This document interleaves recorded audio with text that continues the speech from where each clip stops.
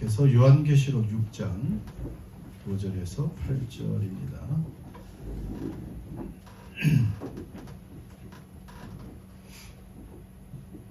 교독합니다. 셋째 인을 떼실 때 내가 들으니 셋째 생물이 말하되 오라 하기로 내가 보니 검은 말이 나오는데 그 탄 자가 손에 저울을 가졌더라. 한 데나리온에 일한대요. 한 데나리온에 보리색대로다. 포도주는 해치지 말라 하더라. 넷째 인을 떼실 때 내가 넷째 생물의 음성을 들으니 말하되 오라 하기로 내가 보면 청황색말이 나오는데 그 탄자의 이름은 사망이니 4분의 1의 권세를 얻어 검과 흉년과 사망과 땅의 짐승들로서 죽이더라. 아멘. 자, 세상에서도 왕들이 또는 통치자들, 뭐 대통령이나 이런 사람들이 파워가 있는 사람들이 있어요. 힘이 있는 왕이나 지도자가 있고 또 힘이 없는 그러한 또 지도자들도 있죠. 네, 국민들의 그런 막대한 그러한 지지를 받는 그러한 지도자들은 힘이 있습니다. 네. 예전에도 왕들이 참 사랑과 자비가 있고 백성을 사랑하고 거기도 또 나라가 군사력과 경제력이 막 뒷받침돼서 부강하면 그 왕은 힘이 있잖아요. 그런 왕은 당연히 공공한 백성들, 힘든 그러한 국민들을 돕고 세우고 그리고 그들을 잘 돌보기도 하고, 그러나 반대로 악인들이 어디나 있잖아요. 악인들이 있고 불의한 세력들이 있고, 그러면 무기력한 그런 통치자들은 어떻게 할 수가 없어요. 악한 세력들이 있어도 척결할 수가 없는 것이죠. 뭐 예전에 뭐 요즘에도 그거 좀 후진국들 보면 그냥 뭐 반군들이 반란을 일으키고, 요즘 뭐 캄보디아 이런데 나라들을 보니까 전혀 뭐 그런 나쁜 세력들을 뭐 척결할 힘과 의지도 없어요. 힘이 없으니까. 그러나 진짜 힘을 가진 그런 왕과 통치자는 그 백성들을 사랑으로 돌보기도 하고 또 악과 불의한 세력들은 심판하게 되어 있습니다. 그게 정확하고 올바른 나라죠. 우리 하나님은 살아계신 왕이십니다. 그런데 하나님은 사랑이 충만하시고 거기다가 또 파워도 있으시잖아요. 그러니까 하나님은 그 백성들을 돌보고 구원하실 수 있어요, 없어요? 구원하고 돌보십니다. 그리고 죄악의 세력들, 불의한 세력들, 악한 세력은 그냥 하나님이 방치하실까요? 반드시 심판하십니다. 그게 공의입니다. 하나님은 공의의 하나님이에요. 세상에서는 그런 것이 방치가 되고 그런 심판이 지연되고 오히려 악이 활개를 치고 선을 이기는 것 같아도, 그러나 하나님의 나라에서 그 왕이신 하나님은 반드시 그 공의와 정의로 악을 척결하시고 심판하시고 하나님의 백성을 구원하시고 사랑과 공의로 다스리시는 하나님이심을 우리가 압니다. 그렇기 때문에 오늘 이 말씀, 우리가 요한계시록을 쭉 읽으면 대부분이 인납할 대접, 이 심판들이 많이 나오고 재앙들이 많이 나오기 때문에 약간 우리가 그것에 대해서 좀 거리낌을 가질 수 있는 부분도 있으나, 자, 우리 그리스도인들은 이 하나님의 요한계시록을 읽을 때 감사해야 될까요? 두려워해야 될까요? 한편으로는 우리 하나님을 경외하는 차원에서는 하나님을 두려워하기도 하지만 우리는 감사해야 되는 것이죠. 왜냐하면 하나님이 그 백성들은 지금 돌보실 것이고 이 마지막 종말의 시대에 그 악인들은 하나님이 심판하신다는 것을 우리는 분명히 알기 때문에 구원의 날이 가까이 온다는 것을 알기 때문에 우리는 감사함으로 이 요한계시록을 읽고 가까이 할 수 있다는 것이죠. 그래서 우리는 앞으로도 쭉 읽어가겠지만은 이 재앙들, 심판들이 그 출애굽기에 하나님께서 이집트와 바로에게 내린 몇 가지 재앙이 있어요? 10가지 재앙의 모티브를 많이 따르고 있습니다. 그래서 그런 용어들이 많이 반복돼요. 그렇지만 세 번째, 네 번째 재앙부터는 이스라엘 백성들은 구분이 됐어요. 그 환난을 당하지 않고, 그리고 특히 마지막 재앙, 장자가 다 죽는, 사람이나 짐승이나 왕으로부터 맷돌을 돌리는 종까지 그 자녀들이, 자식 중에 장자들이 다 죽임을 당하는 그런 끔찍한 재앙 속에서도 이스라엘 백성들은 구원을 받지요. 자, 그런 것처럼 우리 그리스도인들은 물론 이 물리적인 그러한 환난과 그러한 고난을 전혀 당하지 않는다는 말은 아니에요. 옆에서 심판이 있고 전쟁이 나고 하면 우리 그리스도인들도 전혀 영향을 받지 않는 건 아니잖아요.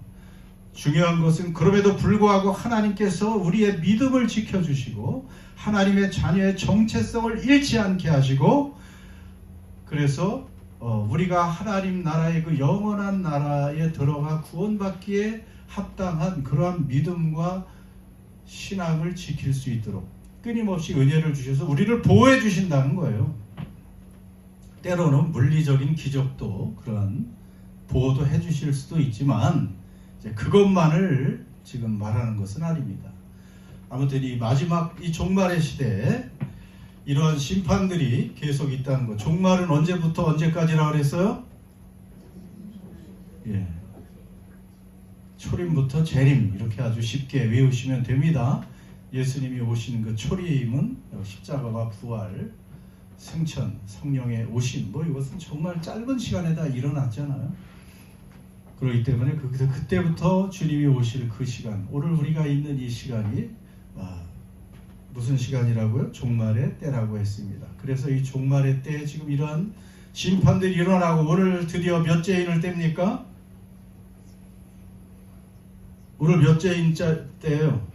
세 번째 인이 드디어 떨어집니다. 예수님 어린 양께서 셋째 인을 떼시는데, 셋째 생물이 말하되 오라 하기로 내가 보니 어떤 색이 나옵니까? 어떤 말? 검정색 말이 나옵니다. 그 탄 자가 말이 나오고, 그 말을 탄 자가 무엇을 가졌어요? 손에 저울을 가졌더라. 자, 우리가 첫째 말은 어떤 색이었죠? 흰색, 흰말이었죠. 백말. 그리고 착각하지 말라고 그랬습니다. 예수님이 아닙니다.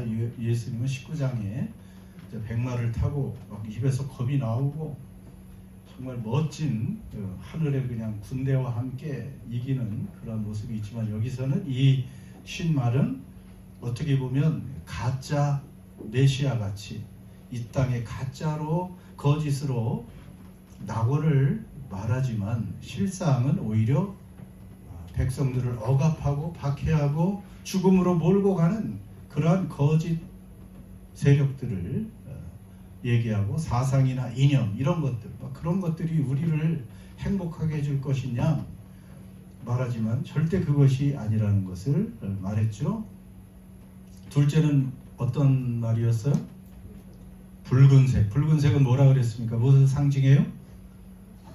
피니까 전쟁, 사류, 이것을 상징한다고 했죠. 그래서 예를 들어서 그 수많은 고대 중세 전쟁들, 그 다음에 세계 1, 2차 전쟁, 그리고 또 이념에 의해서 죽은 그 거대한 사람들이 희생된 그러한 전쟁들, 이런 것들을 다 포함하는데, 오늘 검은 말은, 검정색은 성경의 결핍, 많이 부족해, 그리고 결핍하고 애통하고 죽음을 상징하는 그러한 색깔입니다. 그 결핍이라고 말할 수가 있어요.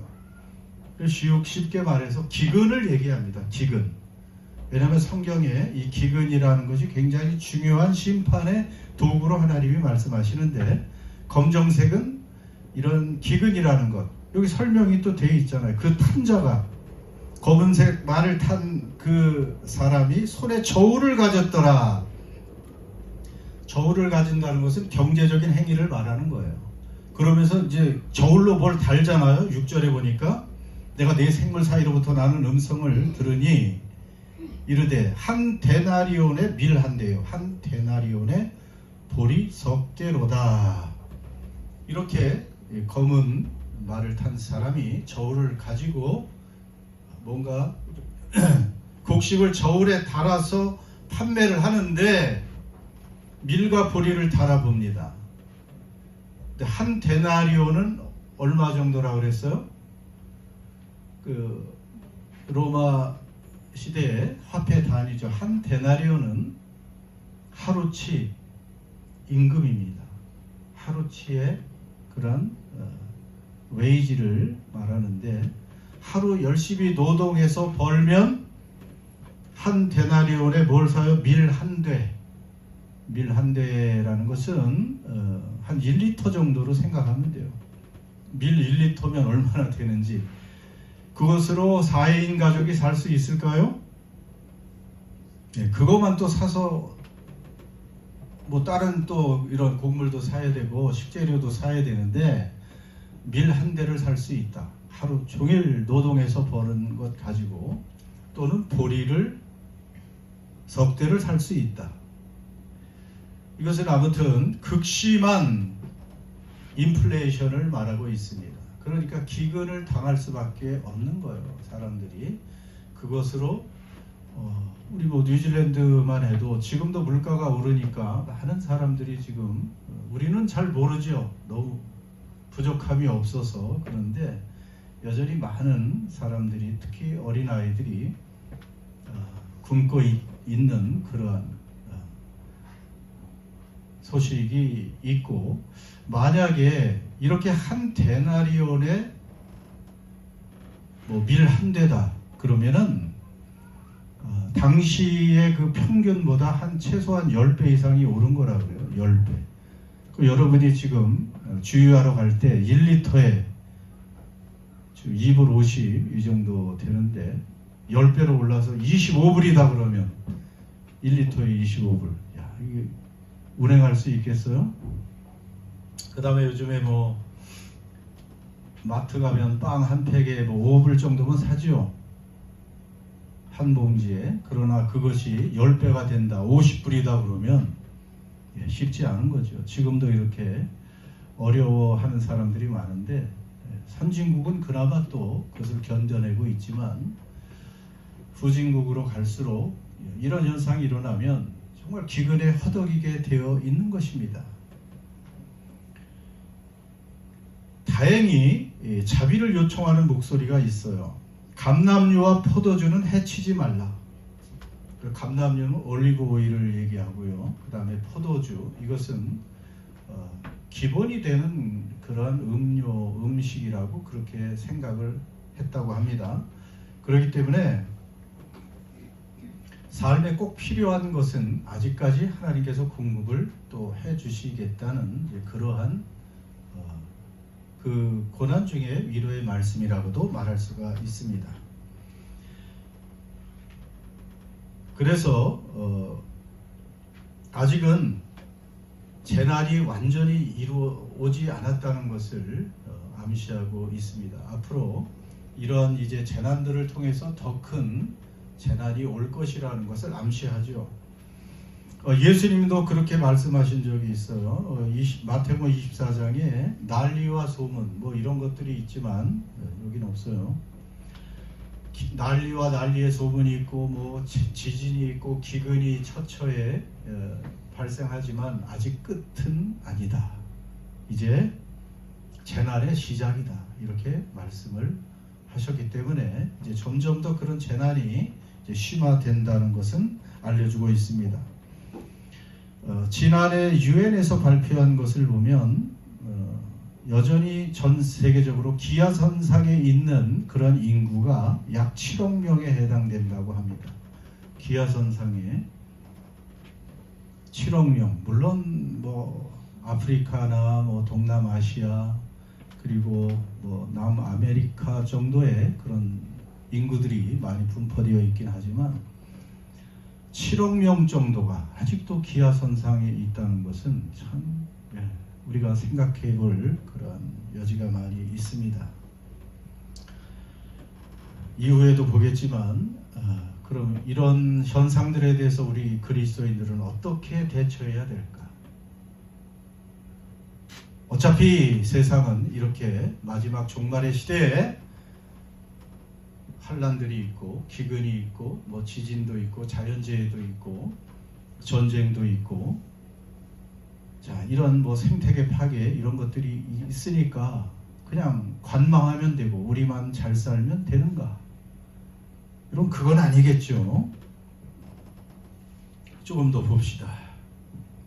그래서 이 셋째 인은 바로 기근으로 대표되는 그런 재앙이라고 말할 수가 있다는 것입니다. 그러나 아직 온전한 그런 기근의 재앙은 오지 않았습니다. 더 심각한 시대가 올 수 있다는 것이죠. 그리고 자 7절에 넷째 인을 떼실 때 넷째 생물의 음성을 들으니 말하되 오라 하기로 내가 보매 이번엔 어떤 말이 나옵니까? 청황색 말이 나옵니다. 청황색 말이 나온다. 이 청황색은 뭘까? 문자적으로 녹색에 가까운데 이 NIV 번역은 페일이라고 되어 있죠. 아마 페일 홀스로 되어 있습니다. 이 청황색은 페일한 거니까 핏기가 없는 거예요. 핏기가 없어. 그러니까 사람이 먹지 못하거나 뭐 어떤 전염병이 걸리거나 부상을 당하면 핏기가 없어지고, 핏기가 없다는 것은 피가 없으면 어떻게 돼요? 사람이 죽는 거죠. 시체의 색깔이나 마찬가지예요. 시신의 색깔. 여러분 시신을 본 적이 있습니까? 많이 보았죠. 근데 요즘에 그 시신들은 화장을 잘 해놔가지고 뭐 살아계신 것 같이 그렇게 해놓죠. 근데 사실 화장을 안 하고 그냥 눕혀놓으면 완전히 그렇게 핏기가 없는 그런 색깔. 이게 연한 이 청황색이라고도 불려진다 그래요. 그런 색깔이 거의 핏기가 없어지면서 이 창백해지면서 그것이 오히려 약간 그 푸르스름한 그런 모습을 띠는 그런 색으로 바뀝니다. 그러니까 이것은 큰 병과 죽음을 상징하는 색깔이에요. 병과 죽음, 꼭 병이 걸리면서 죽는데 큰 이런 전염병, 역병, 이것으로 이제 죽어가는 그러한 심판을 말한다고 볼 수가 있습니다. 그렇기 때문에 네 번째 이 청황색 말을 탄 기수가 있는데 그 기수가 말 탄 자의 이름이 있습니다. 그 말 탄 자의 이름이 뭐라고요? 말 탄 자의 이름이 뭐예요? 사망과 사망이에요. 사망. 말 탄 자의 이름이 사망. 결국은 죽음을 의미하고 있습니다. 이제 많은 사람들이 죽임을 당하고 있어요. 죽으니까 뒤에 뭐가 따라요? 음부. 음부는 그냥 무덤이라 생각하면 돼요. 이제 사람이 죽으니까 무덤이 삼켜버리는 것이죠. 자, 이런 이제 죽음과 이런 무덤. 그런데 거기 보니까 그들이 땅 4분의 1의 권세를 얻어서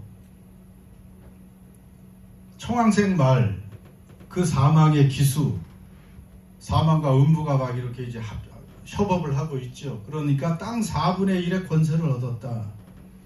그래서 검과 흉년, 사망과 땅의 짐승들로서 죽이더라. 이 4분의 1은 꼭 뭐 인구수를 4분의 1로 나눠서 25%는 죽는다 이런 의미가 아니고, 계시록은 묵시문학은 여기 상징이라고 그랬잖아요. 많은 부분이. 그래서 완전한 죽음과 심판은 아니고 부분적인 심판이 지금 진행되고 있다 하는 것을 알려주고 있습니다. 그리고 이 4분의 1이다 하는 거 보면 그 뒤에 검과 흉년 사망 땅의 짐승들로서 죽이더라. 그러니까 앞에 재앙들 지금까지 지금 몇 개의 말을 얘기하고 있어요? 4가지 말. 그래서 4종류의 그러한 재앙이나 심판으로 이렇게 지금 인류 세상에 하나님의 심판이 임하고 있다는 것을 알려주고 있는데요.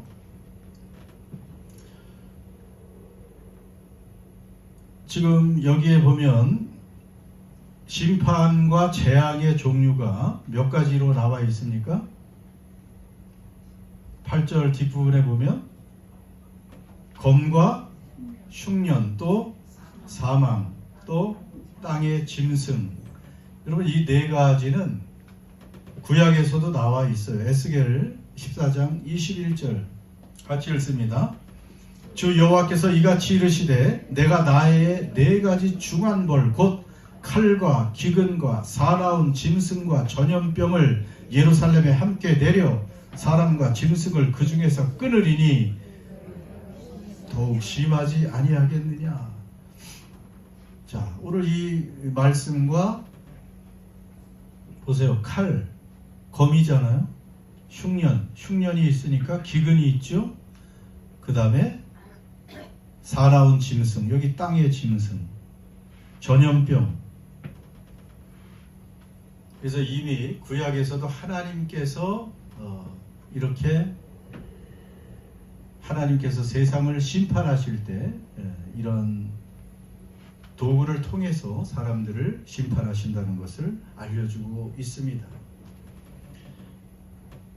이 시대에도 칼이 계속해서 나와 있죠. 고대는 마찬가지고 지금도 칼은 전쟁 무기를 말하니까 현대해야 된 모든 무기들이 이 칼에 들어갈 것이고, 이 전염병이 얼마나 무서웠는지 14세기 그러니까 1300년도 정도에 유럽에서 그 유명한 병이 있었죠. 전염병, 흑사병이라고 하는 그 패스트 때문에 유럽 인구의 3분의 1이 그때 다 죽었다 그래요. 어떤 3명 중에 1명이 죽어 나갔으니까. 예. 뭐 한국에도 그런 일이 있었죠. 조선 시대에. 뭐 통계가 제대로 없는데 거의 5천만 명 정도가 그 당시에 3분의 1 정도가 다 죽어 나갔으니까 대단하죠. 그렇지만 뭐 그것이 끝입니까? 우리가 뭐 3, 4년 전에 2, 3년 전이가 불과 어떤 질병을 당했어요? 어떤 전염병이 있었어요? 뭐 코로나19 코비드 그 전염병 때문에 수백만 명이, 뭐 통계적으로 나와 있지도 않아요. 수백만 명이 죽임을 당했고, 특히 그 코비드 때문에 전 세계 초과 사망이라는 게 있는데 코비드 갑자기 코로나 감염된 그런 환자들 때문에 병원들이 그냥 꽉 찼잖아요. 그래서 꼭 진료를 받고 치료를 받아야 될 다른 또 기저질환자들, 환자들이 치료를 받지 못하고, 그래서 간접적으로 죽은 인구까지 합해서 뭐 1820만 명, 세계적으로 1820만 명이 그 코로나로 직접적으로 죽기도 하고 간접적으로 그 병 때문에 죽어간 인구가 여러분 2, 3년 전만 해도 1820만 명. 그 피해액은 10조 달러, 미화 10조 달러 이상이 된다고 하고요. 그때는 왜 그렇게 그게 무서웠는데 지금 여러분 코로나 무서워요, 안 무서워요? 까짓 거예요 이제. 왜 그럴까요? 뭐 이걸 신학적으로 지금 뭐 해석을 하는 것은 아니고, 그 당시에는 처음이니까 도대체 이게 무슨 바이러스인지 알 수도 없고, 그래서 어떤 면역 체계를 강화시켜 줄 수 있는 그러한 어떤 치료제도 없었고 주사약도 없었고 했는데 이제 그런 것들을 통해서 우리가 예방도 하고 지금은 뭐 독감이나 감기 정도밖에 우리가 취급 안 하죠. 그런데 문제는 앞으로도 이러한 코비드 같은 전 세계적인 호흡기 질환 이런 것들은 계속 있을 것이라는 것을 사람들은 전문가들은 그렇게 예언하고 있습니다. 자, 오늘 이렇게 지금 네 가지 지금까지 네 가지 말을 통해서 다음 여섯 번째 재앙은 조금 좀 양상이 설명이 틀린데 이 네 가지 말의 재앙을 통해서 이 세상에 이 종말의 시대에 하나님께서 심판, 재앙을 통한 심판을 하고 계신다는 것을 알려주고 있습니다. 우리 그리스도인들은 이런 것들을 보면서 어떻게 해야 되는가? 이제 언론이나 뭐 이런 방송들은 이런 사건들을 굉장히 부각시키면서 또 알려주면서 세상 뭐 저 끝에서 일어난 일들까지 다 우리에게 상세하게 알려주죠. 많은 사람들은 두려움에 빠질 수도 있습니다. 뭐 공포를 조장하기도 하죠. 그러나 우리가 먼저 알 것은 자, 이것들은 종말에 일어날 현상이라는 것을 이미 성경을 통해서 우리에게 알려주고 계십니다. 그러니까 이런 세상의 재앙들, 심판들은 하나님의 섭리 속에서, 계획 속에서 다 일어난다는 것을 우리가 알 수 있고요. 그렇다면 우리가 하나님께 더욱 소망을 두고 이제 때가 가까이 오고 있다는 것을, 우리의 완전한 구원이 가까이 오고 있다는 것을 확신하는 그러한 계기가 되는 것뿐이죠. 그리고 이런 심판과 재앙은 경고이면서 은혜입니다. 세상에 지금도 예수님을 믿지 않고 하나님을 믿지 않고 살아가는 사람들을 향한 경고죠. 그리고 회개의 기회를 주는 것입니다.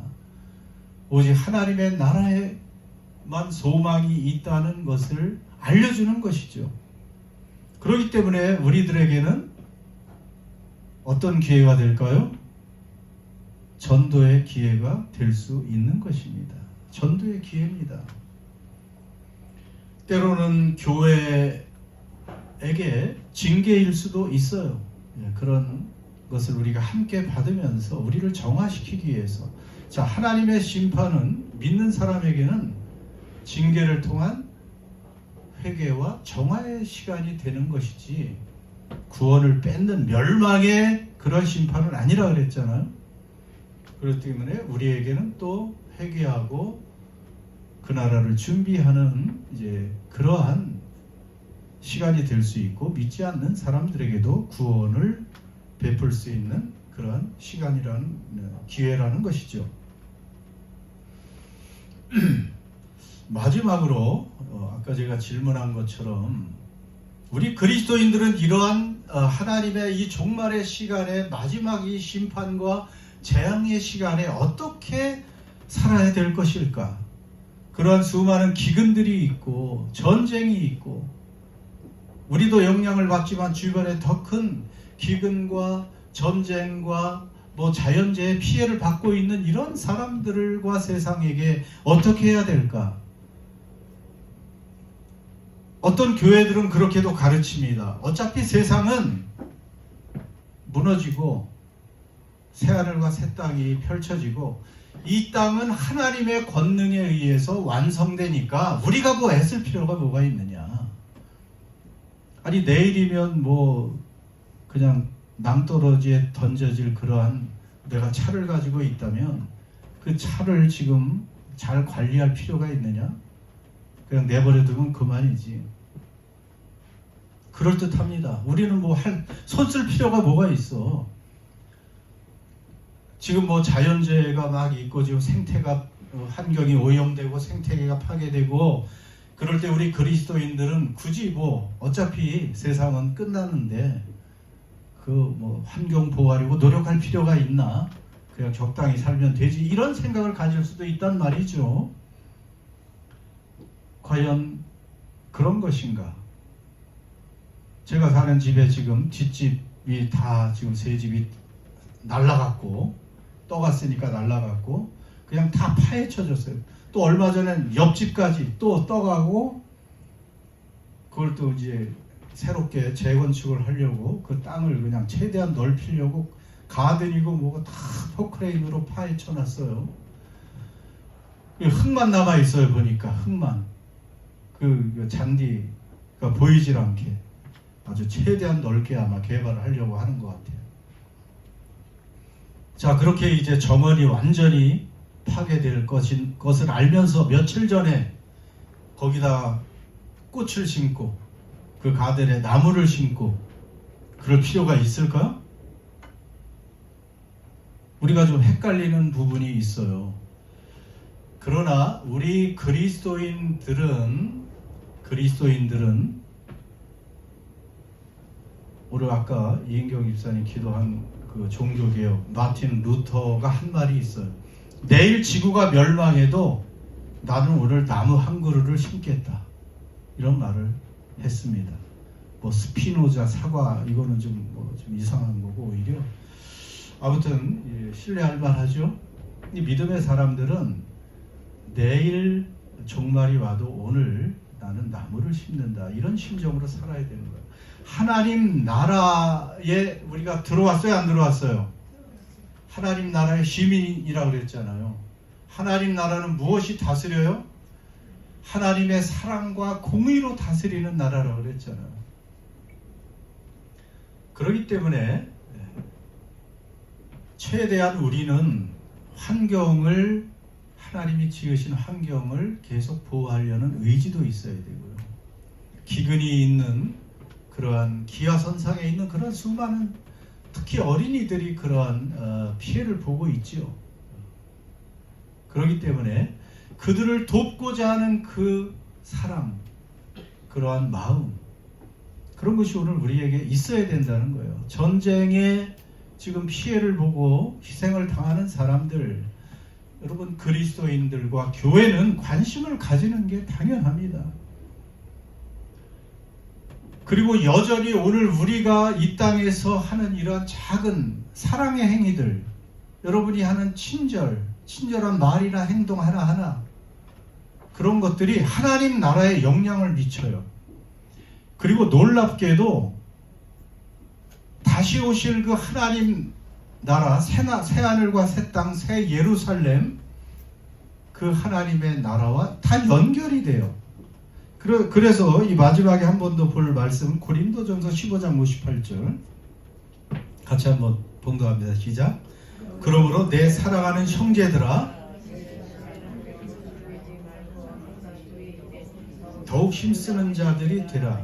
이는 너희 수고가 주 안에서 헛되지 않은 줄 알미라. 고린도전서 15장은 유명한 부활장입니다. 사람이 이제 죽고 끝나요. 그 다음에 이제 부활한다. 영광의 몸으로 우리가 이제 부활한다는 이 부활장에서 이 땅과 우리 몸의 그 종말을 알려주면서도 우리가 할 일은 흔들리거나 견실하고 흔들리지 말라. 그리고 주님의 일에 더욱 힘쓰는 자들이 되라. 그리고 우리가 주님 안에서 그 믿음으로 하는 모든 수고는 헛되지 않음이라. 헛되지 않는다는 거예요. 그러니까 우리가 이 종말의 시대에 수많은 이제 재난들이 기근도 있고 전쟁도 있고 사륙도 있고 또 자연 지진이나 이런 그 자연재해도 점점 더 많아질 것이고 지금은 4분의 1이 또 파괴되지만 점점 3분의 1, 2분의 1 이런 식으로 더 많은 그런 재난들이 일어날 때 우리 그리스도인들은 패닉하거나 두려워할 필요는 없고 이것이 하나의 진행되는 과정이니까 그럼에도 불구하고 우리는 끝까지 이 땅에서 하나님의 마음과 주님의 마음과 그 사랑으로 수고하면서 하나님의 나라의 시민으로 살아야 된다는 것입니다. 특별히 이 사랑, 아까 강조도 하셨지만 우리 사랑의 그 마음을 유지해야 돼요. 특히 하나님의 나라는 사랑의 나라라고 했잖아요. 이제 공의는 이제 심판으로 이루어질 것이고, 여러분 사랑에는 무엇가 따르게 되어 있어요? 희생과 수고가 따르는 거예요. 주님은 서로 사랑하라고 했고, 교회에서 사랑하라고 했고, 또 우리는 사회에 사랑을 펼쳐야 될 사람들이에요. 세상 사람들은 또 전혀 자기가 손해보려고 하지 않잖아요. 왜 내가 손해를 봐? 내가 왜 더 많이 수고해야 돼? 내 것은 내가 나누는 것도 못하고, 손해보려고 하지 않고, 섬기려고 하지 않고. 그런데 그리스도인들은, 여러분 사람이라는 것은 누구 중심으로 사는 걸까요? 하나님 중심, 그리고 타인 중심이에요. 이타적이라고 그러잖아요. 이타적, 다른 사람 중심. 여전히 내 중심으로 이기적인 것은 사랑이 아니에요. 그래서 그런 사랑을 가진 하나님 나라의 시민으로, 자, 우리는 우리가 하는 이 선한 일들이 다가올 하나님 나라와 어떻게 연결될지 모르지만 반드시 연결이 됩니다.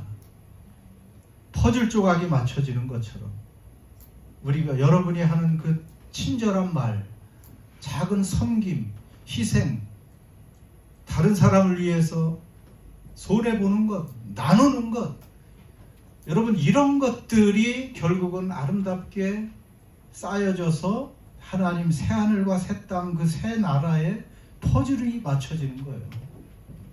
헛되지 않는 거예요. 그래서 그것이 헛되지 않는 것입니다. 우리 교회에 뭐 많지 않지만 우리가 너무 내 거 이런 거 따지면 안 돼요. 그래서 더 많이 서로를 섬기고, 그리고 우리 교회를 통해서 또 더 많이 흘러나가고 섬기고 나누고, 그래서 더 아름다운 세상을 위해서, 그것이 하나님 나라에 들어온 사람들, 시민의 할 일이라는 것을 여러분 우리가 생각하면서 이 종말의 시대를 또 계속해서 그 아름다운 소망을 가지고 살아낼 수 있기를 축원합니다. 기도합시다.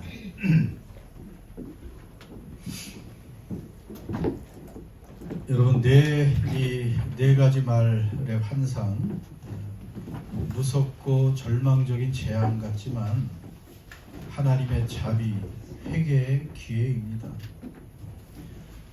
세상에 경고도 되고 우리 성도들에게 소망을 주고 우리의 할 일을 보여주는 그러한 그림들입니다. 여러분, 우리의 소망은 세상의 그러한 안정, 뭐 경제적인, 정치적인 안정이나 번영에서 오는 것이 아니고 어린 양 예수 그리스도의 보혈로 이루어진 하나님 나라에만 소망이 있는 것입니다. 그 나라만 영원하고 그 나라에만 영원한 평화와 행복과 기쁨과 만족이 있습니다. 그리고 오늘 우리가 하는 작은 사랑, 그러한 희생, 섬김, 기도, 봉사, 나눔, 여러분 이런 것들은 하나님이 기뻐하십니다. 그리고 결코 이러한 수고는 헛되지 않는다고 말씀하고 있습니다. 그걸 위해서 우리가 존재하는 거예요. 우리 자신만을 위해서 존재하는 것이 아닙니다. 하나님은 내가 가진 달란트로, 내가 가진 힘이 무엇이 있나, 그걸 가지고 이웃을 섬기기를 원하십니다. 여러분, 그런 하나님의 진정한 자녀, 하나님 닮은, 예수님의 삶을 닮은 그런 사람이 되기를 우리 목소리로 한번 기도하겠습니다.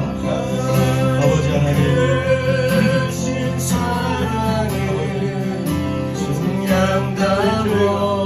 이 마지막 정말 정신을 뛰어서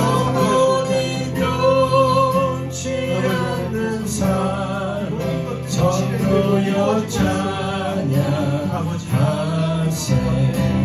하나님 크신 사랑은 신령하고 영원히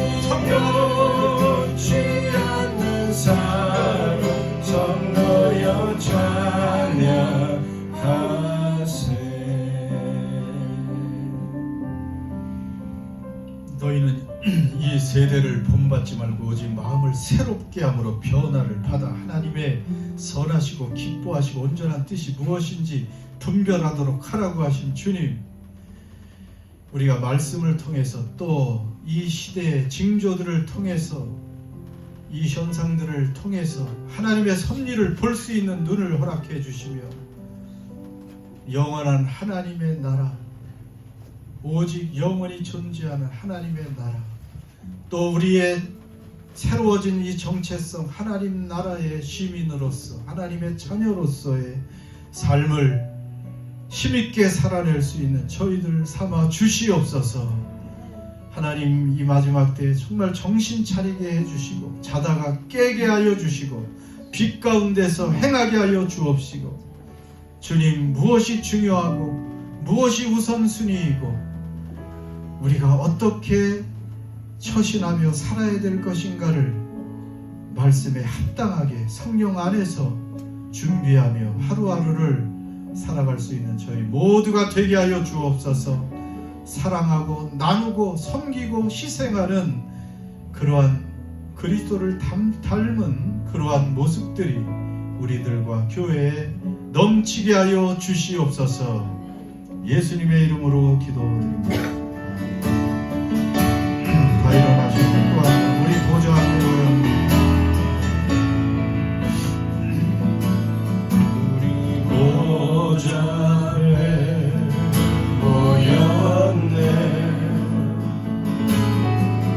함께 주를 찬양하며 하나님의 사랑 그 아들 주셨네. 그의 피로 우린 구원받았네.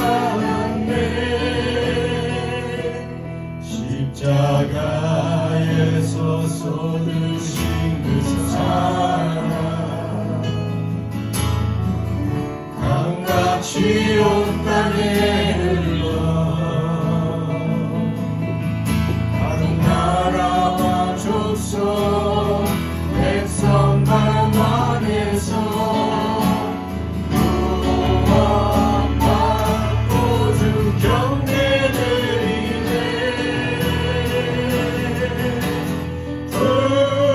구원하시니 보좌에 앉으신 우리 하나님과 어린 양께 있도다. 구원하시니 보좌에 앉으신 우리 하나님과 어린 양께 있도다. 다른 길은 없습니다.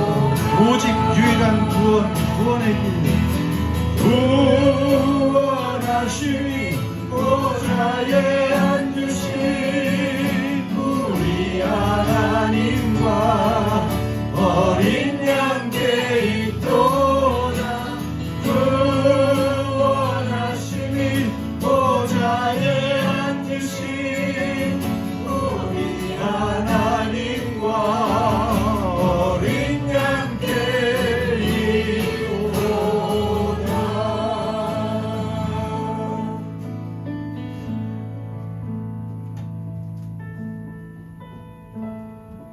구원, 전인적이고 참된 영원한 확실한 구원, 어린 양을 통해서 그 어린 양의 피 흘린 그 죽음을 통해서 우리에게 가져다 주시니 감사합니다. 우리의 공로는 없습니다. 어린 양 예수의 공로로 구원받게 해주시니 감사합니다. 날마다 어린 양을 찬양하는 믿음의 삶, 그 어린 양을 따라가는 삶을 살아가는 저희들 되게 하여 주옵소서. 오늘도 예배 드리며 이 땅을 살아갈 때 필요한 모든 것들을 내려주시는 그 가운데 하나님이 주신 것 일부를 또 하나님께 바칩니다. 하나님, 아벨의 제물처럼 아벨과 함께 그의 제물을 받으신 것처럼 이 예물과 함께 봉헌자들을 받으셔서 그 삶 자체가 하나님께 드려지는 예배가 되게 하시고 제물이 되게 하여 주옵소서. 그러한 참된 믿음의 삶으로 길로 걸어갈 수 있는 그러한 우리 모두가 되도록 은혜와 복을 더하여 주시옵소서. 이제는 우리 주 예수 그리스도의 십자가의 은혜와 하나님 아버지의 그 말로 다할 수 없는 사랑, 아가페 사랑하심과 우리 안에 부어지신 그 성령님의 교통하심과 충만하심이 사랑하는 모든 예배자들과 흩어진 가족들과 교회 위에 영원토록 함께 하시기를 간절히 축원하옵나이다. 아멘.